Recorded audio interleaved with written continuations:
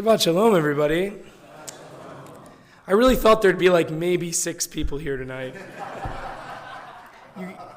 It's a serious testament to this community that you're all here on Friday night right after Yom Kippur. I'm not sure how I'm here on Friday night after Yom Kippur.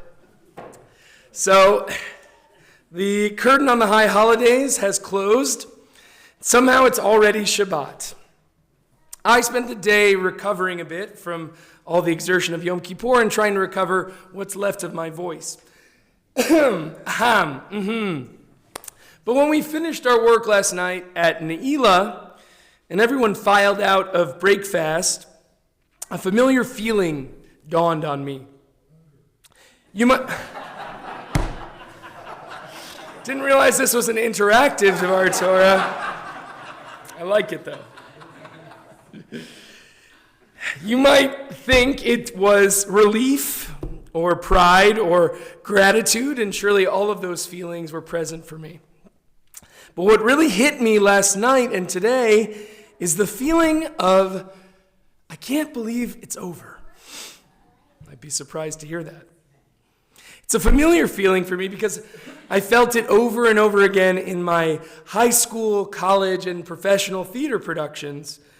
The emotional crash that comes after the big performance, when all you're left is the memories of the excitement and the intensity of the whole process of bringing something out into the world.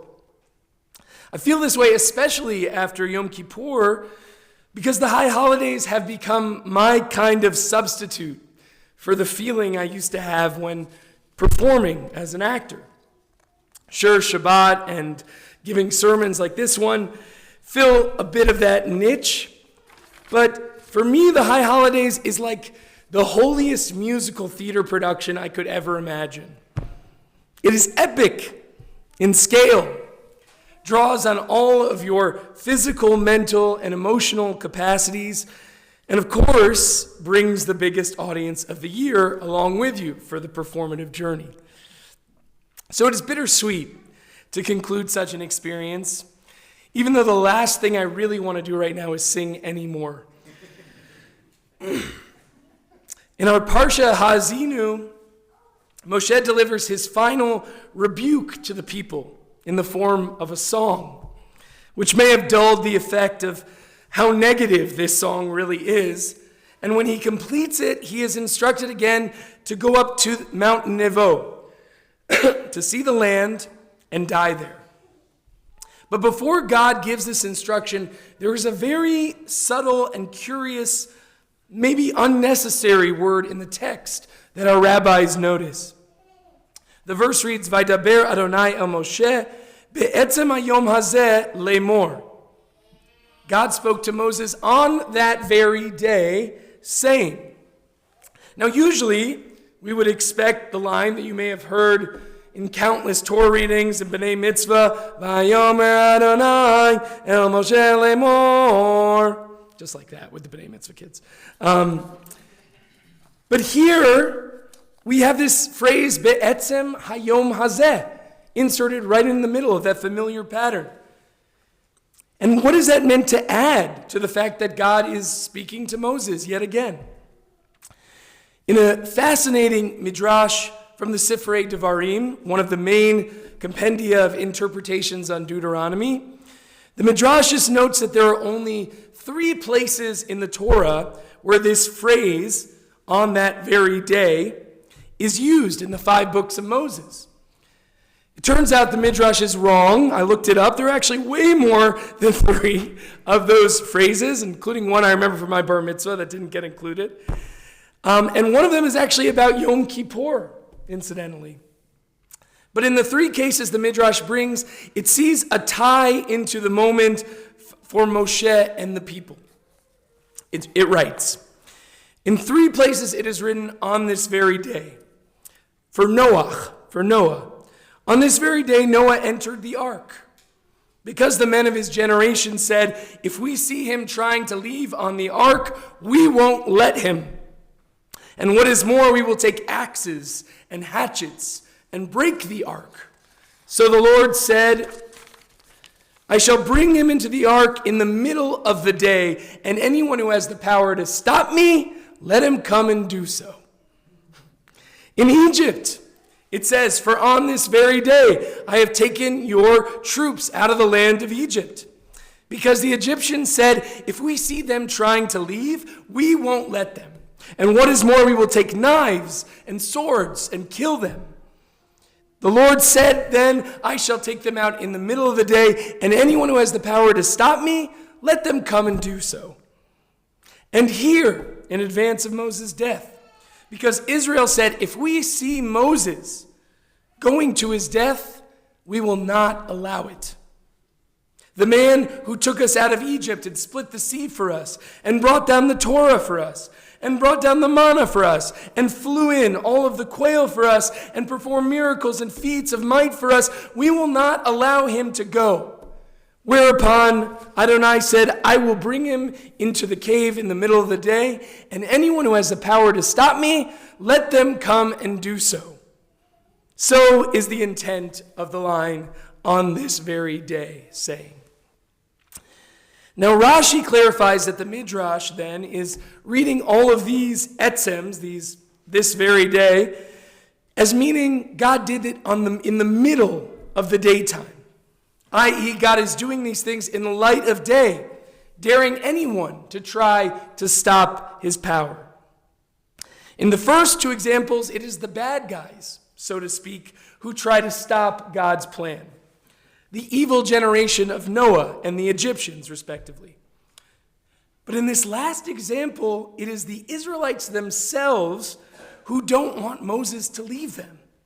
A much more, perhaps, righteous unwillingness to let go of their dear leader. But yet again, in this example, it is God's demands that win out in the tug of war between human and divine desires. In short, the people desperately cling to their leader because a major era is coming to an end.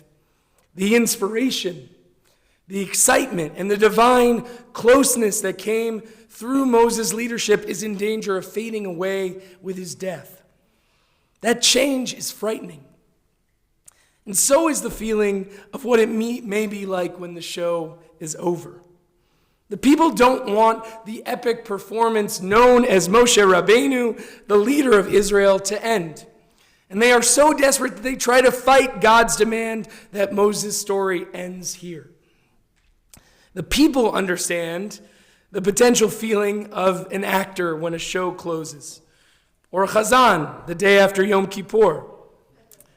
Maybe I will never feel that close to God again all year.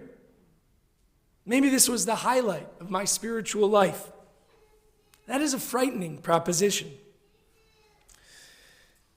But what the Midrash is also subtly saying is that even when the show is over, so to speak, when the gates have closed, when your beloved leader passes away, God will still be there with you. We will inevitably pass away from this world, but God's power and favor is not going anywhere. Yom Kippur may be over, our fasts have ended, but God is still here with us on this Shabbat in our beloved synagogue. The post-show slump is real. We can't help but feel the loss of a beloved performance or celebration or moment in our lives. And even if for all of us that may not be exactly how we think of Yom Kippur personally, for me, it is a day where I feel closest to God. I want to stop the gates from closing, the night from ending, and all of us going back into our routines. I want to freeze the moment of this community, coming up to pray with tears in their eyes before the open ark. And yet, God's world goes on, and so do we. The comfort we can take from this, besides Sukkot coming up, don't miss it, is that God didn't go anywhere. God, in fact, needs us to live and move forward from these elevated moments. If every day is Yom Kippur, no day is Yom Kippur.